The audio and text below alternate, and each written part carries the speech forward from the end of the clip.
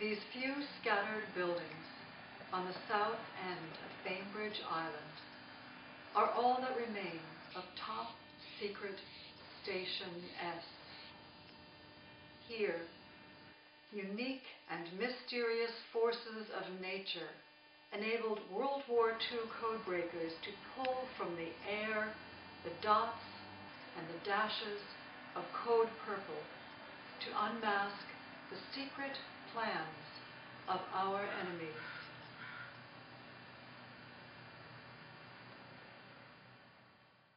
Hello, I'm Mary Victoria Dombrowski, host and producer of the series War and Magic, The Secret Behind the 1942 West Coast Evacuation.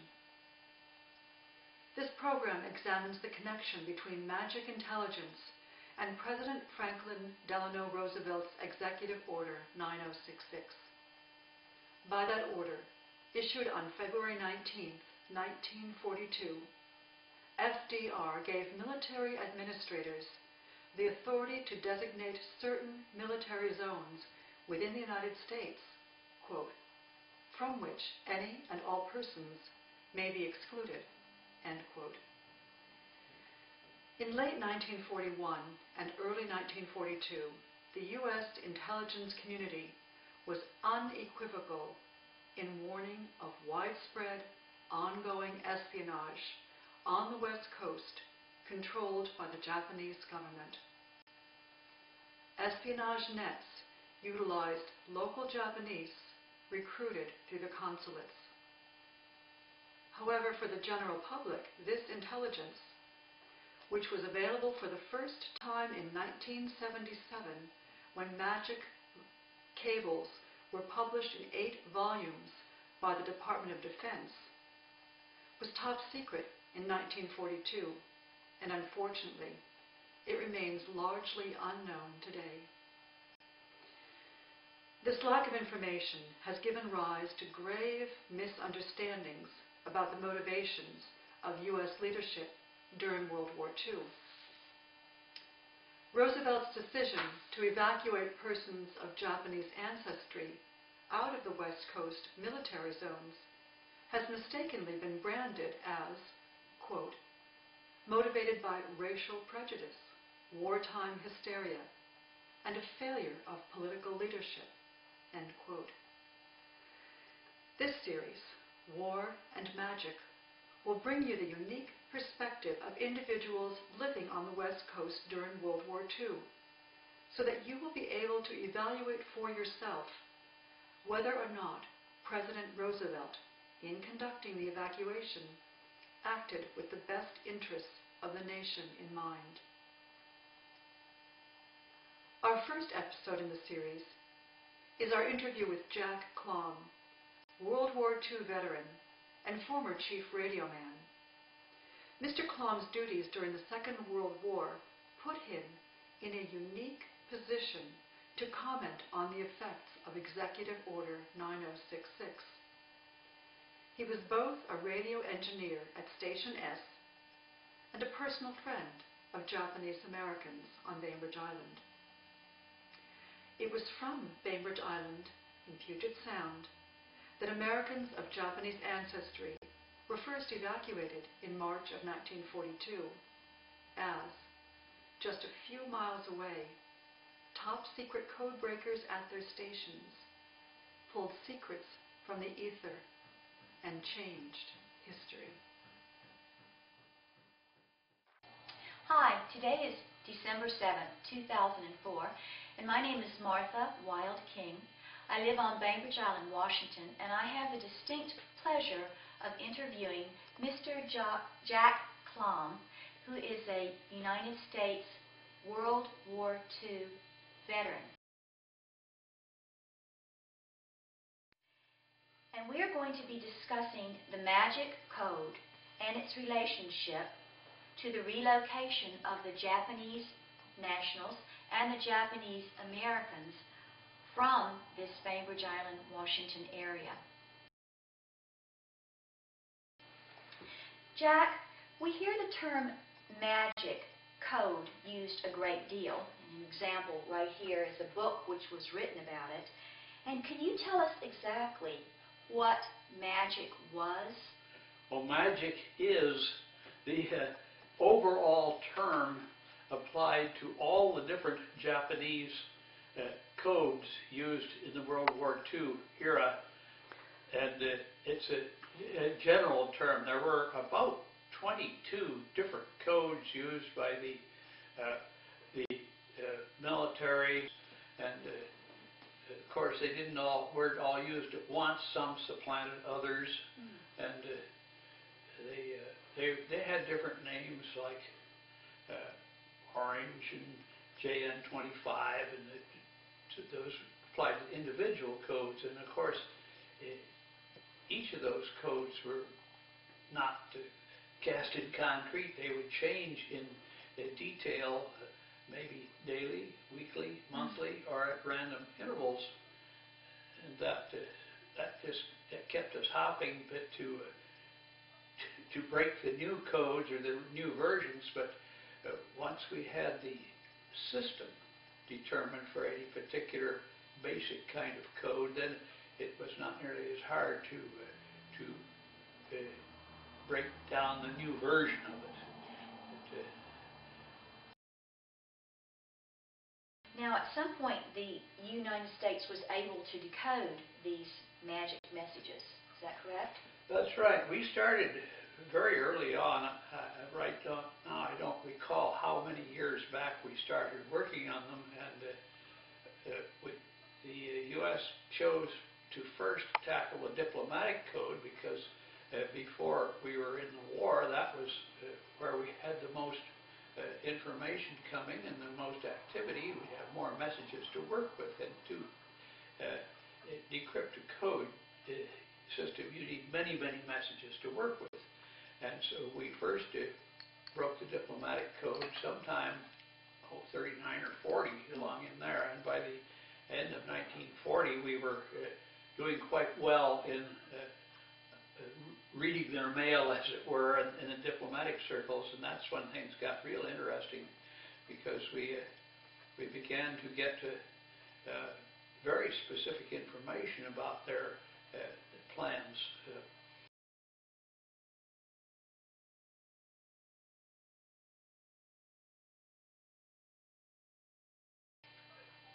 For example,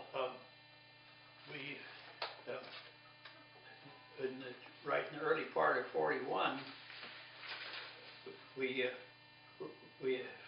had a very interesting message there. Here, I'll try to read a little bit of it.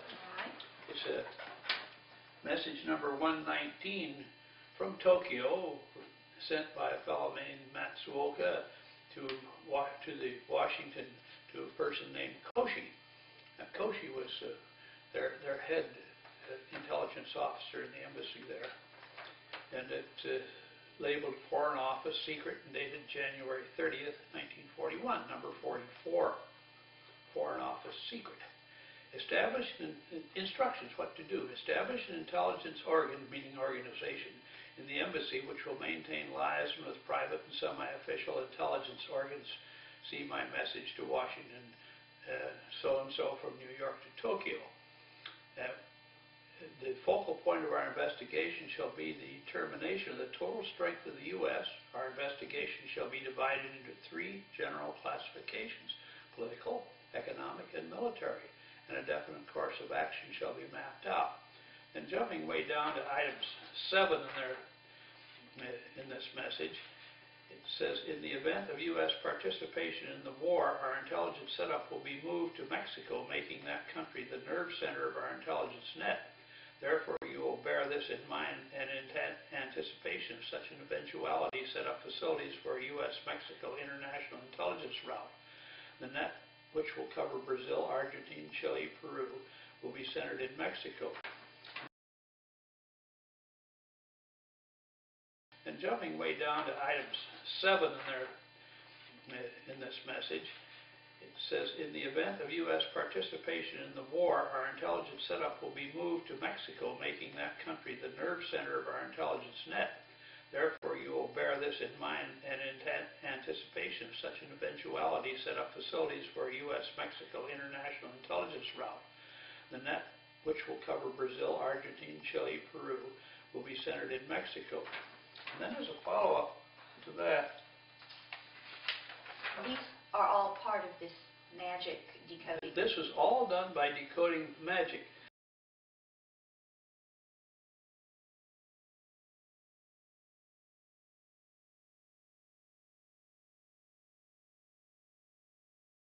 This follow-up message, Fokio, to a party, Gamadijan, I can't even pronounce it correctly, dated May 19th, 1941, number 67. Well, this follow-up on this other message and saying what they are doing. We have already established contacts with absolutely reliable Japanese in the San Pedro and San Diego area who will keep a close watch on all shipments of airplanes and other war materials and report the amounts and destinations of such shipments. The same steps have been taken with regard to traffic across the U.S.-Mexican border. And we shall maintain connections with our second generation who are at present in the U.S. Army to keep us informed of various developments in the Army. We also have connections with our second generations working in airplane plants for intelligence purposes.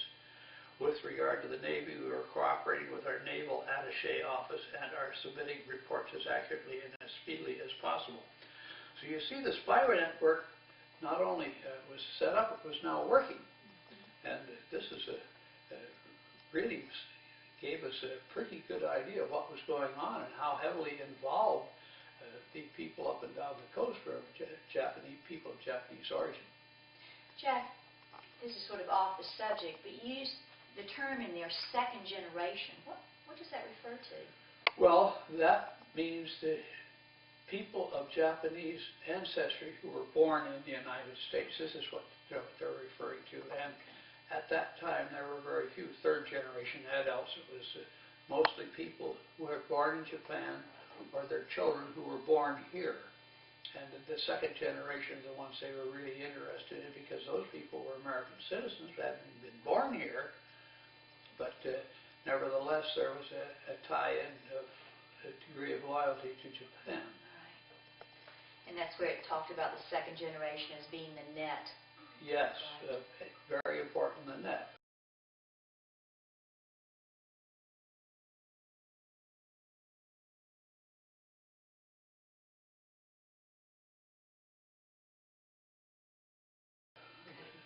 Now, Jack, you were stationed at Fort Ward on Bainbridge Island, Washington, and Fort Ward was also otherwise known as Station S. How exactly did Fort Ward work in that decoding process? Well, Fort Ward was an intercept station, a very good radio location for receiving signals, where they copied transmissions of importance from Japan and Japanese fleet, any Japanese radio communications in basically the Pacific area, and then those messages were re-encoded and for our own security purposes and sent by teletype to Washington, D.C. Now,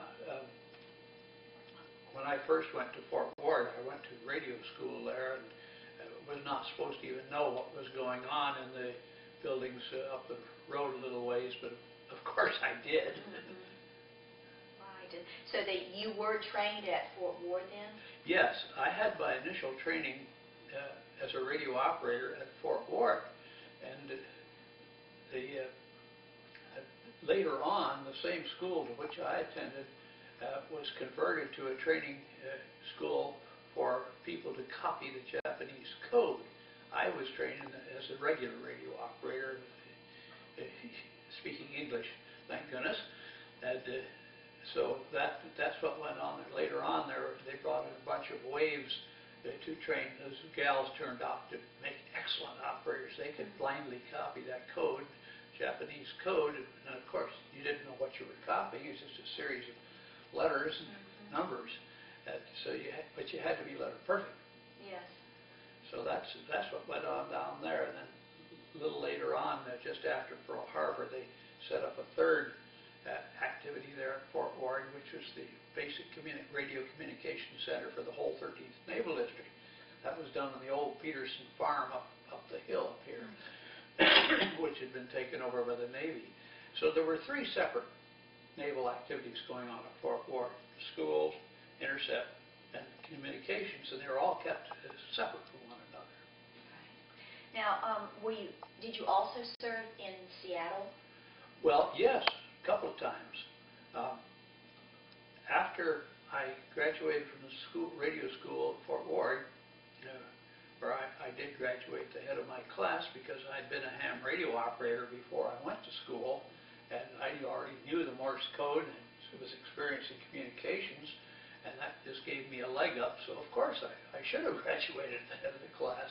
Yeah. And I went to Bremerton for a little while, spent a little time at temporary duty in the communication center there, the radio center, and then that was the one that was later moved to Fort Ward for the basic Com-13 communication center. And I was sent to Seattle as a radio operator for the small station there in staff headquarters for local communication with the little stations up and down the Sound, like Port Townsend and places like that, and our inshore patrol fleet. And then I was assigned to PC 571 and served on shipboard for approximately a year. Put on shore duty in Kodiak and Dutch Harbor, where I set up facilities for repairing submarine detection equipment, and later sent back to Seattle again. And by that time, years had gone by. I was a chief radioman by then, and I was sent to Seattle to become chief in charge of electronics maintenance for the whole 13th Naval District. And of course, that brought me to Fort Ward again, because I got me in many places all around the district. Very interesting. Got my nose into all kinds of stuff that I learned a lot. And of course, I was backup maintenance even for the code machines at Fort Ward. They had some maintenance personnel there, but sometimes they would be sick or somebody on liberty or have a breakdown. Jack got called. So I was in and out of Fort Ward a lot, so I was very close to what was going on because I had access to the code room and everything to do repair work.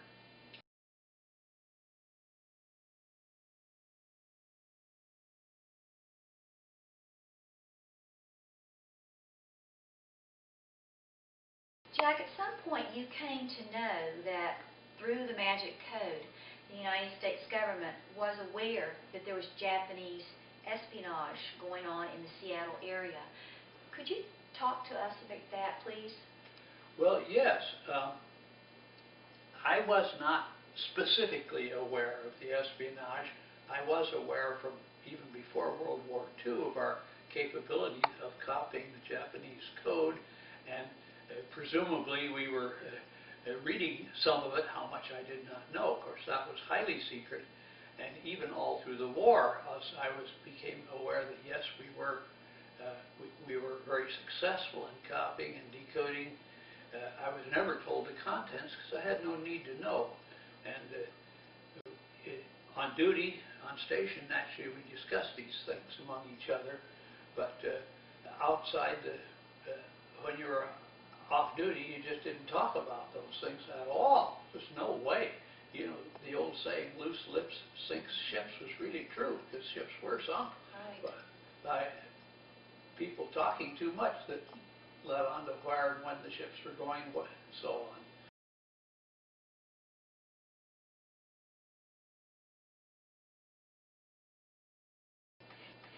And what brought that espionage to the public attention? The public attention that was not brought to their attention until well after the war, not the attention of the public. It was, in fact, a lot of it was not even declassified until 1977, due to the various laws of making public old classified material. But in fact, a lot of the public doesn't even know today what was going on. They haven't bothered to check up on it, although it's available, like in that book Magic. in a number of places, plus volumes available in the Congressional Library. Now, you read a message for us today, message 119, and also the other message which you read. And as far as the elaborating on the significance of those messages, can you tell us some thoughts on those? Well, let me read one more message. All right.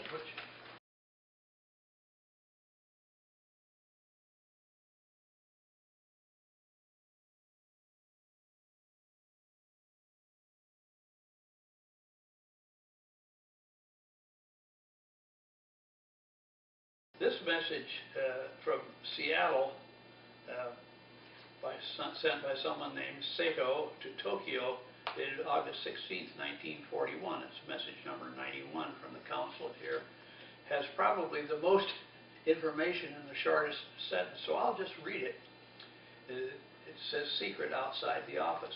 According to a spy report, the English warship Warspite entered Bremerton 2 or 3 days ago. That's the sum of the message. Now, it embodies practically all the things we are talking about. It talks about a spy report.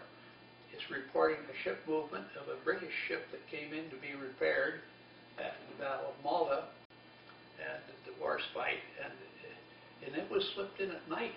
So this means that somebody was really on their toes. I was in Bremerton at that time, stationed at the Navy Yard, and I know that during the night they moved a large ship out of the slip to another place and slipped the Warspite in there, which is approximately the same size, in an attempt to conceal the fact that it had come. I think that's why it says 2 or 3 days ago. Right. And I was quite familiar with the Warspite. In fact, I bunked with the crew of the Warspite, which had been taken off the ship so it could be repaired. And for a little while I ate in the same mess hall with them until we could get out of there. That English food, what they did with the American foods given to the English cooks was something I don't care to impose on anybody. But they were nice fellas to work with. Generally, these are wonderful people. Jack, do you have any other cables today that we need to know about with you? Those were the most important ones that setting up really what went on. Let's see, I have another here. I think we've just about covered the cable situation of the samples I have here that hit all the different. There are hundreds and hundreds of them. Yes. Because in the beginnings, we of course were interested in the diplomatic code because that's where the big volume of communication was, and then next we tackled the Navy code because that was the next area of big activity, and then a little later on, the Army tackled the Army code when we began to be involved in direct contact with the Army, and that was not as easy a code to break because so much of their communication was short range within one Army group to another, where the Navy is. You have to use a long-range form of communication because of the ships being here, there, and everywhere, and the bases around. So eventually we were dealing with all three of the groups of codes: diplomatic, Army, and Navy.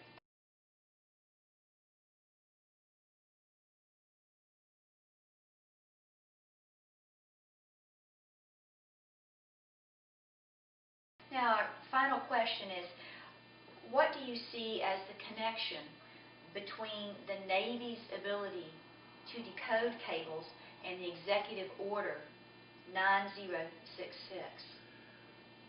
Well, the connection is most direct.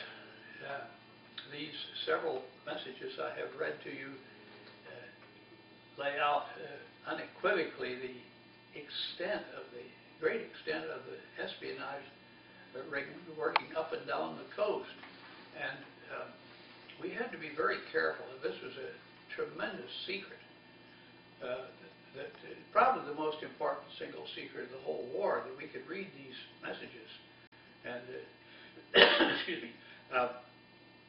So if we had gone into the Japanese-American community and tried to ferret out these individuals, this would have revealed to the Japanese government that yes, we were reading their mail, and they would have immediately taken steps to change their code system, which would have taken anything up to years to break again and to get a start on. And the importance of these codes just can't be emphasized enough, and the need for secrecy, because they really shortened the war. For example, not only did it shorten the war in the Pacific, it shortened the war in Europe, because the embassy in Berlin was using the same codes that were used by the embassies here, and then of course after the embassies were closed, after Pearl Harbor, we were copying the embassy's transmissions from Mexico and Cuba.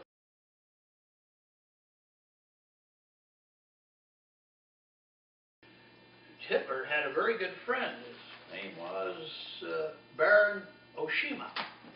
He was the ambassador to Berlin, and he and Hitler were real friendly, real buddies. Hitler would take him on tours, show him defense installations, and discuss plans for the future for him.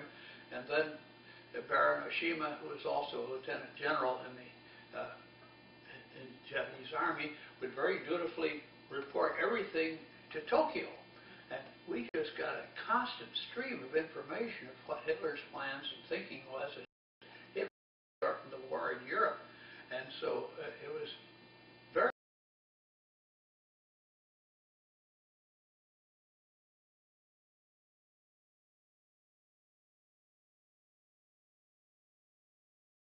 and of course, from as far as the War of the Pacific goes, the reason that we were successful in the first battle of the Coral Sea was we had information from messages that about the fleet, Japanese fleet coming down to the southern end of New Guinea area to prepare to invade Port Moresby, which is facing Australia, and it was very important to keep the Japanese from getting Port Moresby. So we were able to position our ships to intercept that Japanese fleet, and that was the first air-to-air combat, first fleet combats where the two fleets never saw each other, except only their planes did. And we sank two of the three aircraft carriers they had, and we did lose the Lexington and badly damaged the Yorktown, but we stopped the Japanese fleet, and that was the first time in over 300 years that a Japanese fleet had ever been stopped, they'd ever been turned.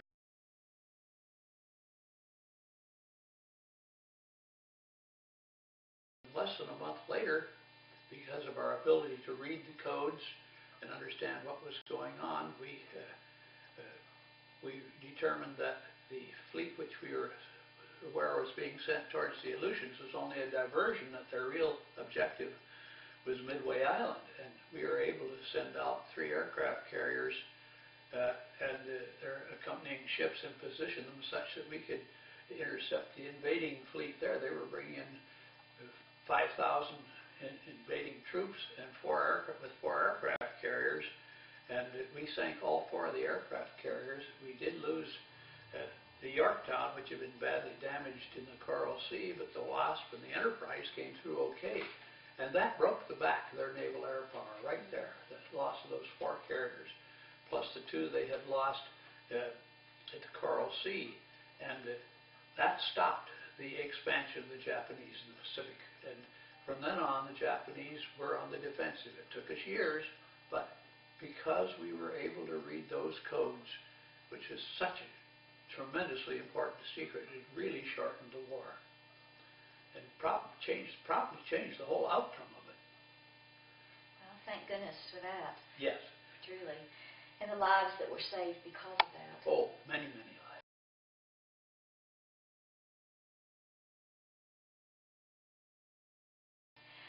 Jack, thank you for sharing your experiences and your wonderful historical perspective with us. Truly, you really are living history. Well, I'm glad to be living. The alternatives are not too nice. Yeah. We're glad you're here. Thank you. Thank you.